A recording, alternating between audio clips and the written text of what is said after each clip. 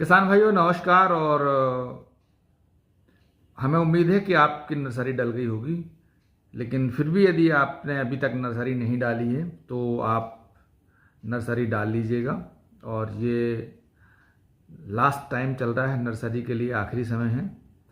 और यदि आप नर्सरी डालना चाहते हैं तो कुछ बातों का ध्यान रखिएगा, इससे आपकी नर्सरी बहुत बढ़िया रहेगी।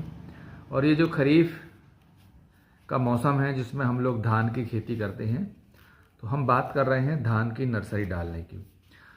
तो किसान भाइयों, जो धान की नर्सरी डालने का जो सही तरीका है वो क्या है आते हैं। यदि 1 एकड़ में आप रोपाई करना चाहती हैं तो उसके लिए कितने एरिया में नर्सरी डाली जाए और उस नर्सरी में कितनी खाद डाली जाए, इस सब के बारे में आज हम आपसे अभी चर्चा करने जा रहे हैं। तो किसान भाइयों, प्रति एकड़ जो रोपाई के लिए हमें 300 से 400 वर्ग मीटर एरिया में हमको नर्सरी लगाने की ज़रूरत है।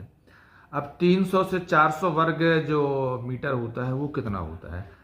तो ये होता है साथियों, यदि आप 15 मीटर की एक क्यारी बनाते हैं तो या तो उसकी लंबाई आप 20 मीटर रख लीजिए या 25 मीटर के आसपास रख लीजिए।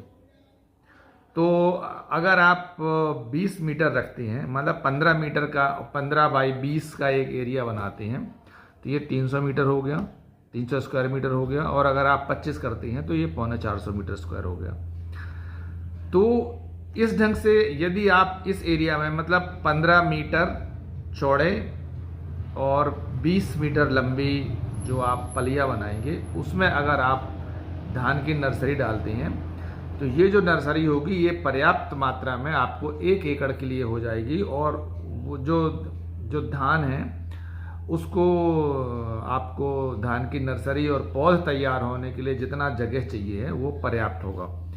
किसान भाई ज़्यादा गलती ये करते हैं कि कई बार बहुत ही पास नर्सरी डाल देते हैं, बहुत कम एरिया में नर्सरी डालते हैं, जिसकी वजह से क्या है, पौध कमज़ोर हो जाती है और जितना उसको पर्याप्त मात्रा में पौध को जो पोषक तत्व मिलना चाहिए वो नहीं मिल पाते हैं। तो इसलिए हमने ये बात आपसे बताना चाहिए कि यदि आप अभी नर्सरी नहीं डली है तो आप इन बातों का ख्याल रखिएगा।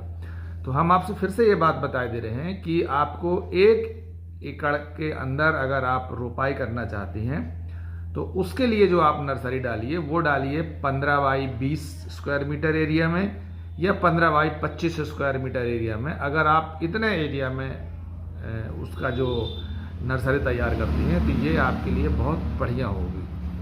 अब हम आते हैं दूसरी बात में कि नर्सरी जब हम तैयार करते हैं तो उस पर खाद वगैरह की मात्रा कितनी देना चाहिए। तो किसान भाइयों, जब हम नर्सरी तैयार करते हैं तो इतने एरिया में, मतलब जो हमने अभी बताया उस एरिया में 3 से 4 किलो डीएपी दे दीजिएगा। ये डीएपी की मात्रा पर्याप्त हो जाएगी। 3 से 4 किलोग्राम, 3.5 किलोग्राम या 4 किलोग्राम कर लीजिए, 3 किलोग्राम भी कर लीजिए। और पहले आपने उसमें गोबर की खाद कम से कम 50 किलो अच्छी सूखी हुई गोबर की खाद बढ़िया उसमें आपने मिला दिया होगा। उसके बाद की हम ये मात्रा कह रहे हैं। तो कुल मिला के है कि 50 किलो गोबर की खाद और उसके बाद में ये 3 से 4 किलो डीएपी और 2.5 किलो के आसपास जो है वो म्यूरेट ऑफ पोटाश डाल दीजिएगा उसी के अंदर, और 1 किलोग्राम के आसपास जिंक सल्फेट डालिएगा। अगर आप ये तीनों चीज़ें डालते हैं, डीएपी डालते हैं और पोटाश डालते हैं और जिंक सल्फेट डालते हैं, तो ये नर्सरी के लिए बहुत शानदार पोषक तत्व देंगे और इससे आपका पौधा बहुत मजबूत होगा। और जब आपका पौधा मजबूत होगा तो वो जो पौध बनेगी उसकी, और उससे जो आगे जब हम ट्रांसप्लांट करेंगे तो जो धान जो रोपाई के समय पे वो बहुत मजबूत पौधा मिलेगा और उसमें ग्रोथ अच्छी आएगी और उसमें बीमारियों से लड़ने की अच्छी क्षमता पैदा होगी। उसके अंदर जड़ें ज़्यादा फूटेंगी, उसके अंदर कल्ले ज़्यादा फूटेंगे और उसमें बालें अच्छी निकलेंगी। तो बचपन से ही अगर हम उस नर्सरी में पर्याप्त मात्रा में उसको हम पोषक तत्व देंगे तो वो आगे जाके हमको अच्छी पैदावार देगा। तो इसी हिसाब से हमने आपको ये बताया कि 3 से 4 किलोग्राम डीएपी की मात्रा डाल दीजिएगा। 2.5 किलोग्राम के आसपास आप उसमें म्यूरेट ऑफ पोटाश डाल दीजिएगा और 1 किलोग्राम के आसपास जिंक सल्फेट डालिएगा और इसको बढ़ने दीजिएगा।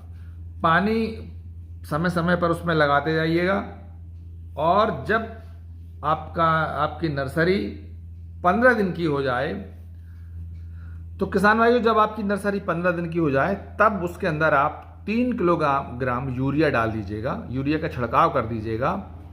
तो ऐसा करने से क्या होगा कि आपकी जो नर्सरी है उसमें बढ़िया हरापन आ जाएगा और उसमें पूरा आपको जो नर्सरी है वो लहलहाती हुई मिलेगी और बहुत मजबूत हो जाएगी, क्योंकि यूरिया डालने से जो हरापन आता है और हरापन जो है जब पत्ते में आएगा तो उसमें क्लोरोफिल जो है वो उसकी मात्रा बढ़ जाती है और जब क्लोरोफिल की मात्रा बढ़ जाती है तो प्रकाश संश्लेषण की जो क्रिया है वो होती है और उससे पौधे को खाना मिलता है प्रकाश संश्लेषण के माध्यम से।